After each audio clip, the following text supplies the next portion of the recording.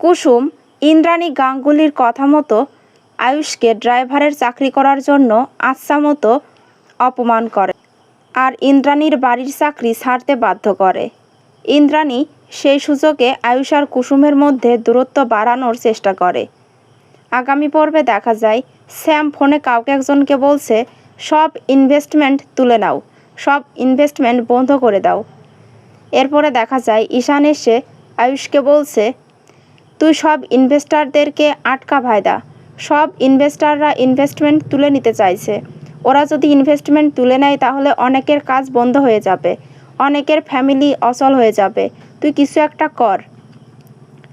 আয়ুষ বলে, কিন্তু আমি কি করব, মা তো আমাকে এসবের মধ্যে অ্যালাউ করবে না। তখন কুসুম এসে বলে, ছোট সাহেব এই মিটিংটা করবে আর সব ইনভেস্টারদেরকে আটকাবে।